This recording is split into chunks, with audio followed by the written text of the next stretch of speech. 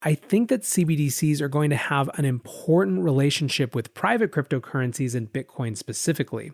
I believe they're likely to drive adoption both by virtue of easier on and off ramps, in other words, infrastructure, but also because those surveillance properties create more of a raison d'etre for things like Bitcoin that are outside the purview and control of any one government.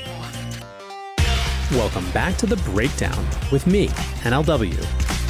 It's a daily podcast on macro, Bitcoin, and the big picture power shifts remaking our world. The Breakdown is sponsored by Crypto.com, Nexo.io, and Level, and produced and distributed by CoinDesk. What's going on, guys? It is Monday, December 7th, and today we are talking about why China's latest digital currency trial is its most important yet. First up, however, let's do the brief. First on the brief today, COVID versus stimulus. So we have been watching the stock rally and wondering if we would see some sort of short-term turnaround. That was the entire theme of Friday's episode. Basically, we've been excited about the idea of vaccines as well as the prospect of stimulus. The problem with vaccines is that even though we're seeing such positive trials, we're moving to an approval stage, there's still a lot of now before then. There's still a lot of time before they've rolled out to the entire population of people that need them rather than just the first-line healthcare workers, for example. Markets faltered today on news that U.S. hospitalizations had hit a new all-time high, 101,487, with ICU patients topping 20,000 for the first time. Sunday had 175,000 new cases, which, while lower than last week's peaks above 200,000 new cases per day, is still prompting governments to enact a new wave of shutdowns. On Sunday, California had its highest ever daily total of 28,000 COVID-19 cases. It also saw a set of new restrictions go into effect. San Francisco Bay Area businesses are closed through the new year. LA and San Diego are under stay-at-home orders through the Christmas holiday as well. On the flip side is stimulus. There is momentum building around a $908 billion relief plan, which Republicans are saying is not a stimulus plan, but a relief bill. So let's talk about who is mad about what. It doesn't include $1,200 individual stimulus checks like many in the progressive wing of the Democratic Party wanted to see. This is, of course, a big point of consternation, and expect any additional bills that come once Biden is inaugurated to include that sort of measure.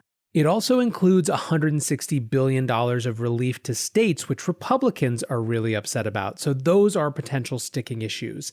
Still, both Democrats and Republicans have pointed to the November jobs report as motivation to get this thing done.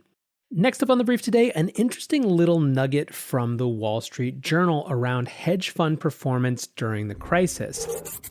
Large funds have had a very bad time of it. Large funds with more than $1 billion under management are down on the year 2%, including the 10 largest funds, which are down 1.85%. That's compared to an S&P 500, which is up more than 2%.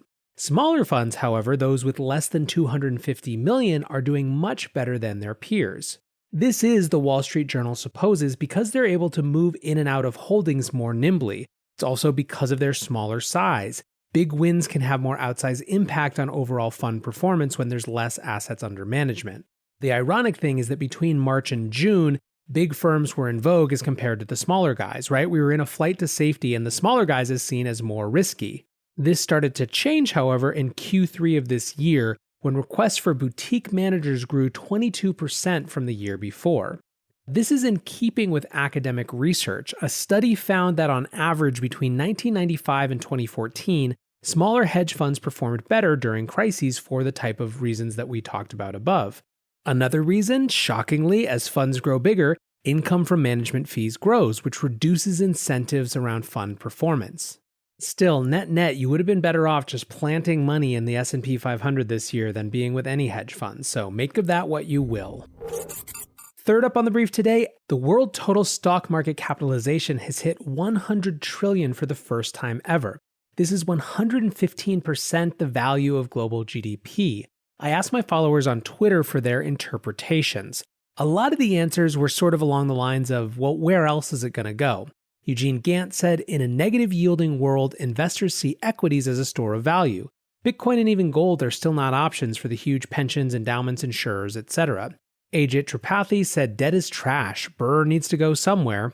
Many also discussed asset price inflation. Natural Money BTC said an ever-increasing percentage of global purchasing power is being allocated to equity and bond holders via asset price inflation / the wealth effect strategy of central banks. Another interpretation is that this shows fundamental instability. Stacey Herbert wrote, explains why Warren Buffett has dumped so much of his portfolio and is sitting on a mammoth pile of cash. Interestingly, it seems to me that there is broad-scale agreement both that assets are overvalued, but that their price is also likely to continue to rise nonetheless. This episode is brought to you by Crypto.com, the crypto super app that lets you buy, earn, and spend crypto all in one place and earn up to 8.5% per year on your Bitcoin. Download the Crypto.com app now to see the interest rates you could be earning on BTC and more than 20 other coins. Once in the app, you can apply for the Crypto.com Metal Card, which pays you up to 8% cash back instantly on all purchases. Reserve yours in the Crypto.com app today. Many investors want to be a part of the next bull run. Others seek to build their dream home, finally launch that startup, or fund their education. Try Nexo's instant crypto credit lines and borrow against any major cryptocurrency with no minimum or maximum withdrawal amounts, no fees whatsoever, no credit checks, and flexible repayment. Not to mention the APR starts at just 5.9%. Stay on top of your investment game with Nexo.io. And remember, it's your crypto, your credit, your choice. Get started at Nexo.io. Hey guys, I'm excited to share that this week we have a special product launch sponsor. Level is a revolutionary new Bitcoin exchange with no trading fees and no hidden spreads.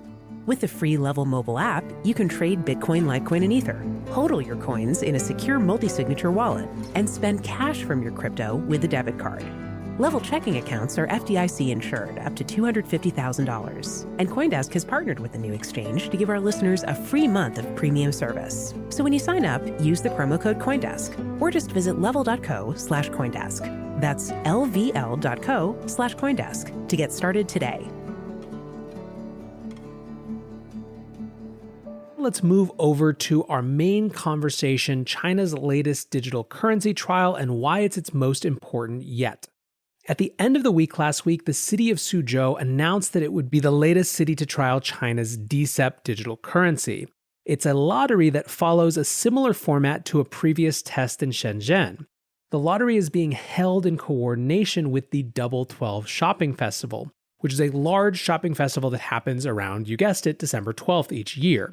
Now, by volume, this is not as big a deal as the Double 11 Festival, which is Alibaba's massive annual campaign. However, it is still important in large part because smaller merchants can participate in Double 12, where Double 11 has strict requirements for merchants. This festival started in 2014 when a group of marketplaces including Lazada and Zalora launched a festival, and there are some impressive stats around it. The festival sees a 4 to 5x increase in web traffic to online shopping websites. It's all over South Asia, and 60% of possible unique visitors access shopping websites during the event. So this lottery in Suzhou will give away 20 million yuan, worth around $3 million US. Obviously, this will be given away as the new digital RMB, but we want to look at now how it differs from the previous test and why it's even more significant. The first part of this is who is accepting the digital RMB. The whole point of these trials is not just to give people money, but to give people money that they then spend. In the Shenzhen trial, the test was restricted to 3,300 physical stores in a specific district that had been set up to accept the payments. In this new trial, lottery winners can spend their winnings on JD.com, which is one of China's absolute biggest online retailers. Like Amazon, JD.com has third-party vendors as well as proprietary warehouses. The lottery winners will only be able to spend on the proprietary warehouse products. That said, these proprietary warehouses are themselves a point of differentiation from Alibaba's Taobao or Tmall. JD.com is also linking up its proprietary offline stores, which includes almost 10,000 supermarkets, restaurants, convenience stores, and more across Suzhou. Next, let's look at how much is being given away. In the Shenzhen test, it was 10 million digital yuan for 50,000 local residents. In the Suzhou test, it's 100,000 residents with 20 million digital yuan. They also have 2 weeks instead of 1 week to spend it, so basically everything is doubled. There are also in this test a new set of features being tested specifically around offline communication. This is one of the big questions that central bank digital currencies face. Can they work offline when there's no internet available? This trial is going to introduce in a very limited way an offline trial that is based on near-field communication. Only less than 1% of the 100,000 lottery winners will be selected to test this feature, but still it's an important milestone on the development of CBDCs. A fourth way that this trial differs is that there are more banking choices available to lottery winners. China's 4 largest state-owned commercial banks, which are, by the way, also the 4 biggest banks in the world by total assets, have been developing mobile and hardware wallets for the DCEP project. In the Shenzhen trial, winners had to choose one of these banks to activate a DCEP wallet, even if they weren't already banking with them. In the Suzhou trial, there will be 2 additional banks, which are obviously also state-owned, that will be added, just expanding the number of banks that have access to be a part of this program. Reportedly, as well, a number of other private actors, private in quotes because we're talking about China here, like UnionPay, Didi, and Alipay, and WeChat Pay are also working on infrastructure for DCEP. Fifth and finally, when it comes to how this trial is different from its predecessor, a small but notable statistic. A first test seems to have increased awareness. A WeChat blog post from the Shenzhen government a couple months ago about the test has a total today of 83,000 views. The Suzhou WeChat blog announcement, meanwhile, got 100,000 views within a day of going live, which seems to me to indicate that Shenzhen campaign actually raised awareness of this project as a whole. So why is all of this important? As I've said before, I think that central bank digital currencies are going to be a defining macro issue of the years to come. They bring with them the potential for consumer convenience, as well as for much more nimble, specific, fast-acting monetary policy. They also carry enormous risks, particularly in terms of surveillance. To me, they feel like an inevitability. What government wouldn't want this ability to be nimble with its monetary policy, to surveil transactions, to fight crime, especially compared to cash, which is so opaque and hard to control? It's like a government's dream come true. There are, of course, reasons that cash, however, is important and that this introduction to the CBDC era will come with some serious fights, if for no other reason than Western values of financial privacy. What's more, I think that CBDCs are going to have an important relationship with private cryptocurrencies and Bitcoin specifically. I believe they're likely to drive adoption both by virtue of easier on and off ramps, in other words, infrastructure, but also because those surveillance properties create more of a raison d'etre for things like Bitcoin that are outside the purview and control of any one government. Now that said, the introduction of CBDCs could also be justification for trying to ban private alternatives, as in, why should we let these stablecoins stick around when we've already created the ultimate stablecoin that we run and control? In this, China is not only the nation that is farthest out ahead, even though they are by a mile. It's also the nation where the purest, unfettered form of CBDCs will be seen, totally unencumbered by those privacy and surveillance concerns. We owe it to ourselves to watch these CBDC trials because they're going to map out one extreme of what I believe is an inevitable part of the future financial landscape. Anyways, guys, that's it for today. I hope you enjoyed this show. I'm obviously going to continue keeping track of CBDC advancements in China and beyond, but for now, I appreciate you listening, and until tomorrow, be safe and take care of each other. Peace.